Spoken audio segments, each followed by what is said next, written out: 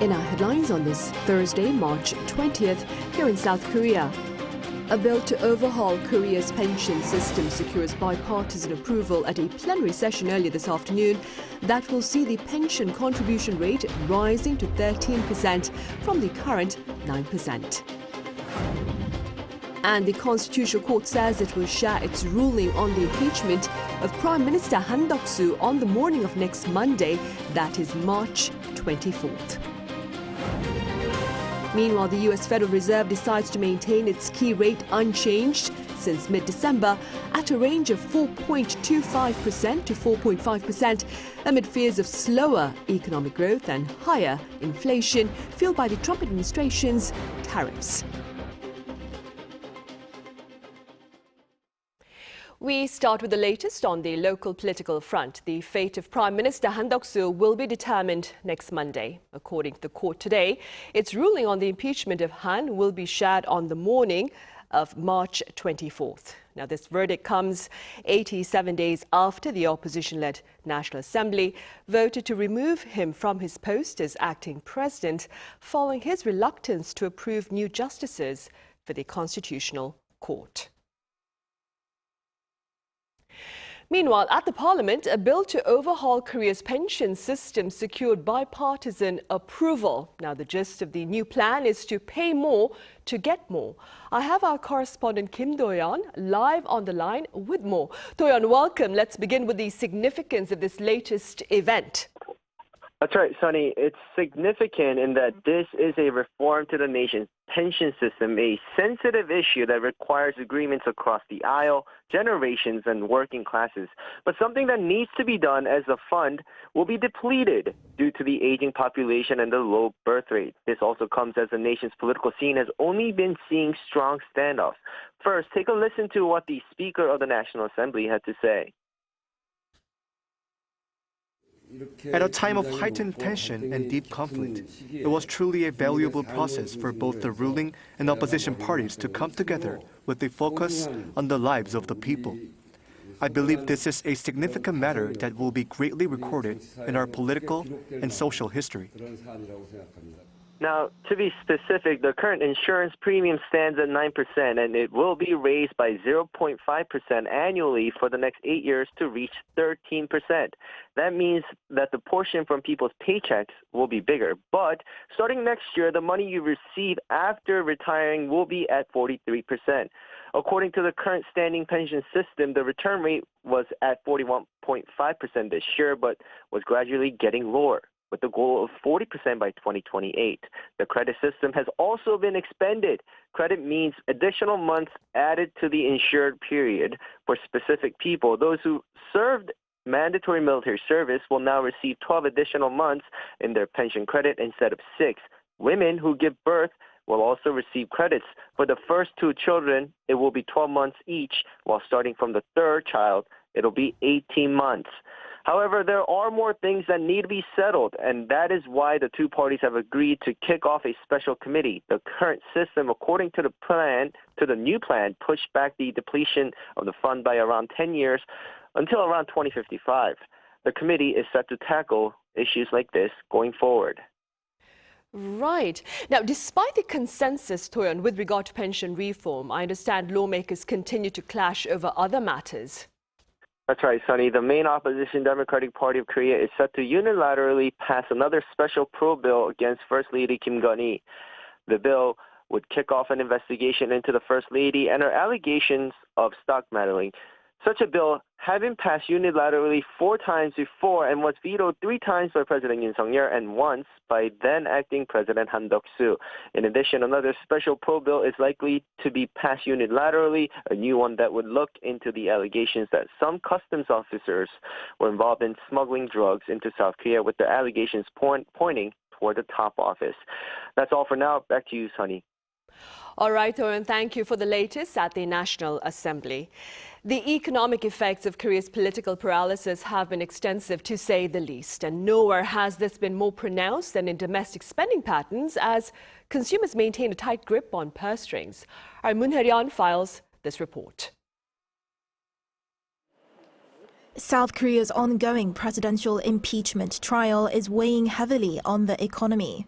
Both the Bank of Korea and the state-run Korea Development Institute have revised their economic growth forecasts downward, citing weak domestic demand fueled by political uncertainty. Consumer sentiment, as measured by the central bank, saw its steepest drop since the COVID-19 pandemic in December, following the martial law declaration and subsequent trials. Months down the line, it has yet to recover. Despite the national Seollal holiday in January, which typically boosts spending, consumer spending declined. Rising costs of raw materials and ingredients have only exacerbated the situation, hitting small business owners, particularly restaurants, the hardest. If political instability drags on, it's hard to predict an economic recovery in the future. So when consumers feel uncertain, they tend to cut back on spending. One of the first things they cut out is dining out. This small restaurant, usually packed at lunchtime, now sits idle. The owner says sales have plunged since December. Since December, most reservations have been cancelled. At first, sales dropped to about a third of previous levels, but recently they've plunged to nearly half or even two-thirds. And this is just one of many. According to Statistics Korea, the number of small business owners in the country fell for the first time in January since 2021. Economists warn that continued political instability can push back important economic decisions being made, not just regarding domestic demand, but also in response to the new Trump administration's protectionist policies, which could further strain South Korea's economy. We need to take a more proactive approach. If there are U.S. goods or services we plan to purchase, we should buy them in advance. And companies with investment plans should consider moving them up. This could help mitigate the effects of the Trump administration's trade policies.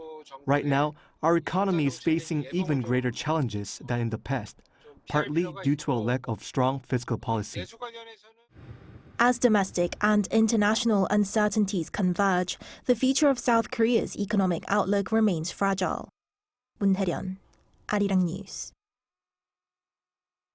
Meanwhile, as widely anticipated, the U.S. Federal Reserve is holding its key rate steady for the second session in a row amid concerns of a slower growth and high inflation as the U.S. adapts to tougher Trump tariffs on American trade partners. Our Lee Soo-jin reports.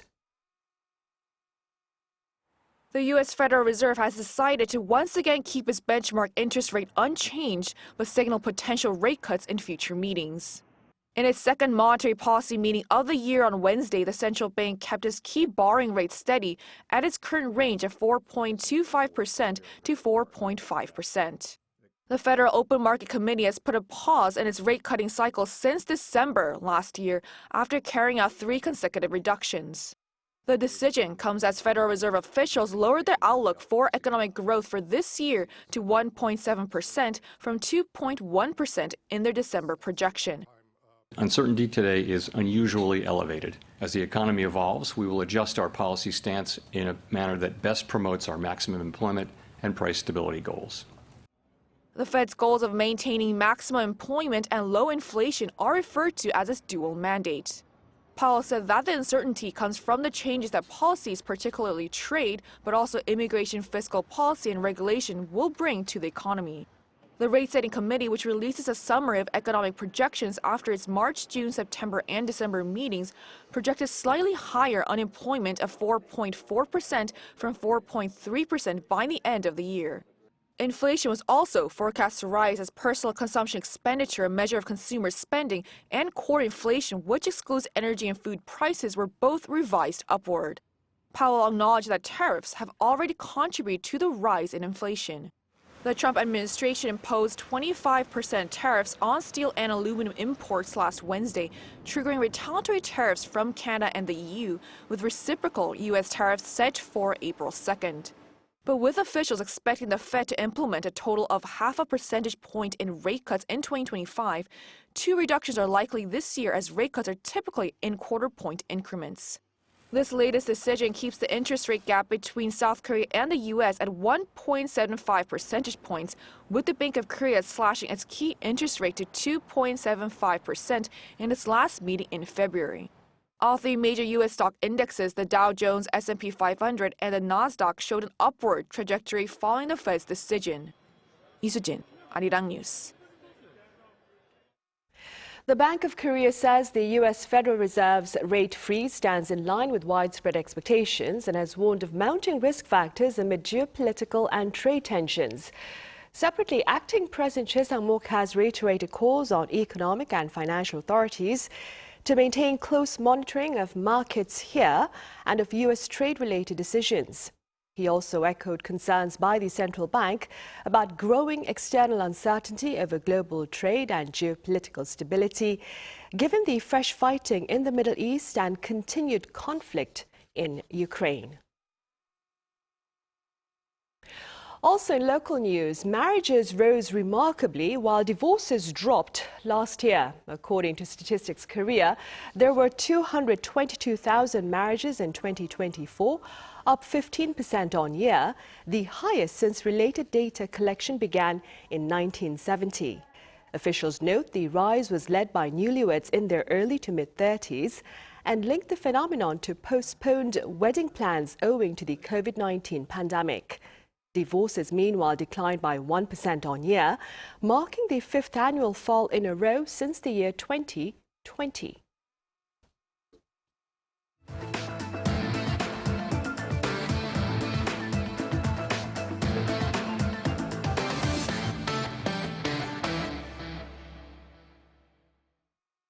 A major military exercise between South Korea and the U.S. came to an end on this Thursday after 11 days of comprehensive drills. Now, this year's Freedom Shield was the first under the second Trump administration and featured expanded on-field drills. It also took into account realistic threats such as the potential changes in North Korea's military strategy in light of its defense deal with Russia. Meanwhile, North Korea, for its part, condemned the annual training between South Korea and the U.S. and test-launched a series of close-range ballistic missiles into the West Sea on the first day of the training, but stayed silent in the following days.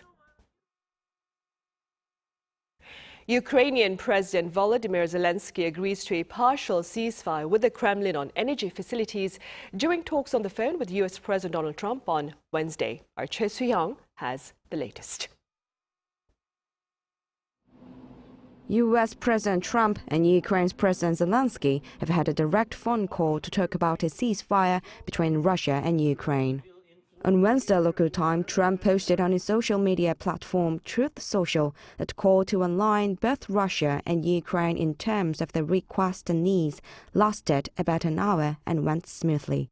Trump said Zelenskyy also agreed on a partial ceasefire for energy and infrastructure facilities. During the call, Trump suggested that the U.S. could help with nuclear power plant operations using its expertise in the energy sector. He said that the United States could be very helpful in running those plants with its electricity and utility expertise. American ownership of those plants would be the best protection for that infrastructure and support for Ukrainian energy infrastructure. The White House added that the U.S. will continue to provide intelligence resources to Ukraine to end the war. This means that Trump rejected Putin's demand to stop military support and intelligence sharing with Ukraine. They reviewed the situation in Kursk and agreed to share information closely between their defense staffs as the battlefield situation evolved.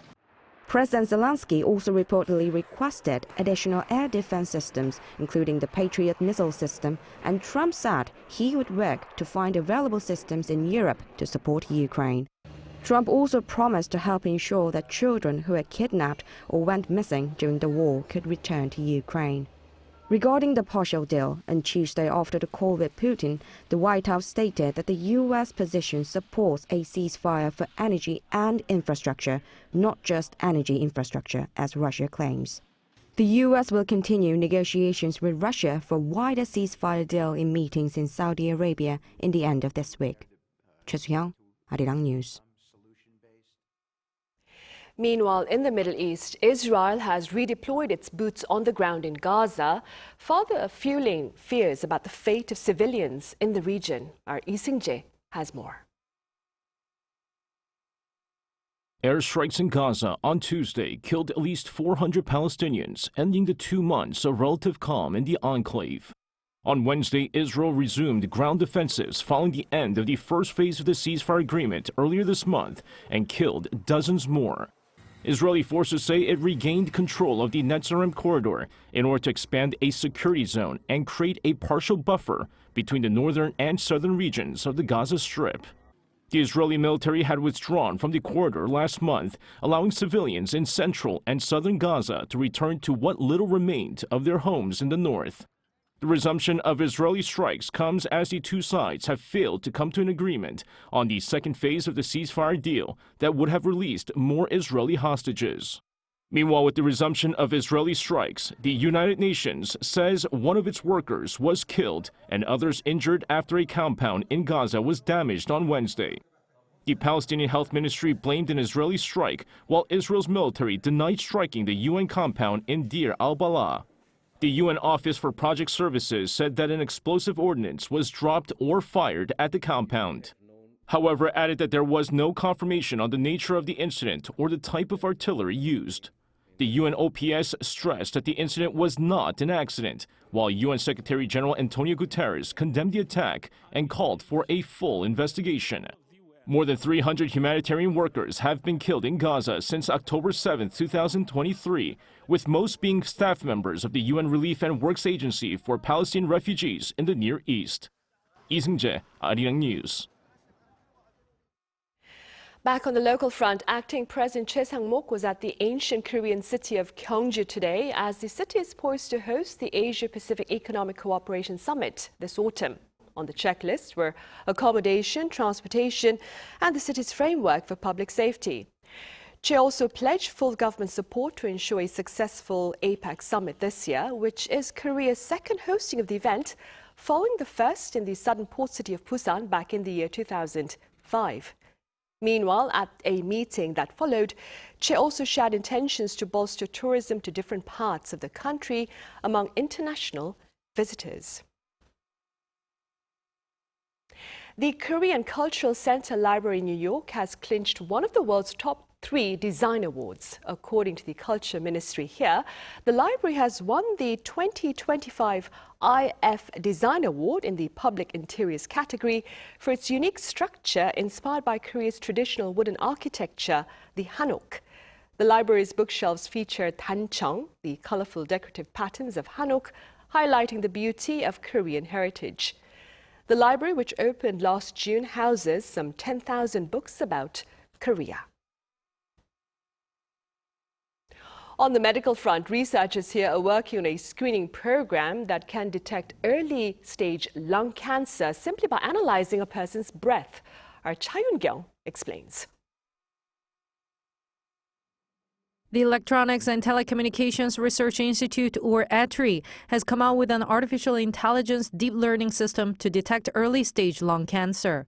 When a potential patient exhales into a vinyl mesh that acts as an initiator system sensor, it can determine if cancer cells are prevalent in 20 minutes by running the exhaled air through 70 primary sensors that can detect volatile organic compounds. The system is cheaper and less time-consuming compared to X-rays, CT scans, or blood tests. The system is non-invasive, which allows us to detect cancer in an easier way than radiation exposure or blood sampling. ETRI has undertaken cooperative research over the past 10 years with Seoul National University Bundang Hospital, confirming that the screening test is 95% accurate by analyzing data from 180 samples. The meaning of this research is that it actively found biomarkers compared to other institutes. I believe that there should be more cooperative research with much more data. Researchers mentioned that they will undertake additional clinical trials of more than 1,000 patients to collect more data. Also, researchers will secure reproducibility and reliability of the screening test through collaboration with national and international researchers. Researchers are also planning to apply the screening test system for other cancers, such as stomach and colorectal, through additional research. Cha Yun-kyung, Arirang News.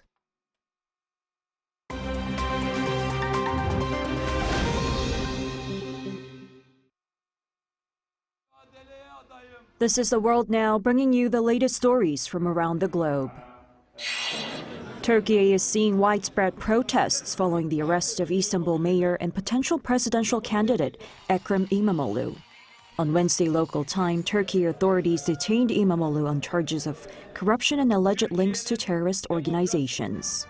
The arrest comes just days before the Republican People's Party primaries, where İmamoğlu, a prominent opposition figure against President Recep Tayyip Erdogan, was anticipated to be nominated as the presidential candidate for the 2028 elections. İmamoğlu's party has denounced the detention as a coup, arguing that it's politically motivated to undermine the opposition. In response to the arrest, thousands of citizens have taken to the streets in Istanbul and Ankara to protest what they see as a violation of democratic processes. The Turkey government has refuted allegations linking İmamoğlu's detention to President Erdogan. In Africa, the presidents of the Democratic Republic of Congo and Rwanda have addressed the escalating conflict in eastern DRC in their first in-person encounter since hostilities resurged in the region earlier this year. President Felix Tshisekedi of the DRC and President Paul Kagame of Rwanda met in Qatar on Tuesday, facilitated by Qatari Emir Sheikh Tamim bin Hamad Al Thani. The leaders jointly called for an immediate and unconditional ceasefire in eastern DRC to stop the ongoing violence that has resulted in thousands of deaths and displacement of millions. The conflict intensified in January when the M23 rebel group, reportedly backed by Rwanda, captured key cities in the mineral-rich eastern region of the DRC. The DRC government accuses Rwanda of supporting the M23 rebels, while Rwanda denies the claim, asserting its forces act in self-defense. In Germany, the outgoing government has approved approximately $3.3 billion in additional military aid for Ukraine. The decision announced by the Finance Ministry on Wednesday local time follows a recent fiscal policy overhaul that allows increased borrowing to support defense initiatives. The aid package includes $2.8 billion allocated for immediate military assistance, supplemented by reimbursements from the European Peace Facility. Germany also plans to commit an additional $8.9 billion between 2026 and 2029 to bolster Ukraine's defense capabilities. In other news, German automaker Mercedes-Benz is integrating AI-powered humanoid robots into its manufacturing processes at the Digital Factory campus in Berlin. According to reports on Tuesday, the automaker is testing the 175cm Apollo robot in collaboration with US-based robotics firm Apptronik to handle tasks such as transporting components and conducting quality inspections. Unlike traditional factory robots, Apollo isn't fixed and can move around. The aim is to enhance efficiency by automating repetitive and physically demanding activities and allowing human workers to focus on more complex tasks. 최지희, Arirang News.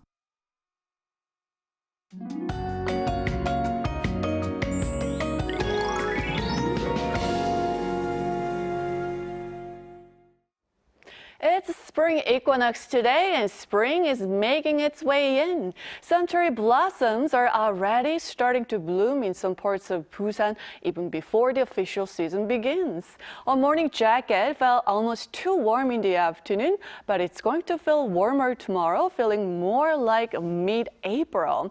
But we have to talk about air quality. Smog that moved into western regions and parts of Gyeongju today will remain high through tomorrow. Tomorrow morning should be more manageable under sunny skies. Those in Chuncheon should notice a big rise in morning temperatures starting off at 3 degrees Celsius. And by the afternoon, Chuncheon will see a high of 18 degrees. And so as here in the capital, Daegu and Gyeongju will be seeing highs of 22 degrees. By the weekend, we are expecting temperatures around 20 degrees Celsius here in Seoul. It's going to feel more like the end of April on Sunday at a high of 21 degrees Celsius. But hopefully, the air quality is promising for us. That's Korea for you, and here's a look at the international weather conditions.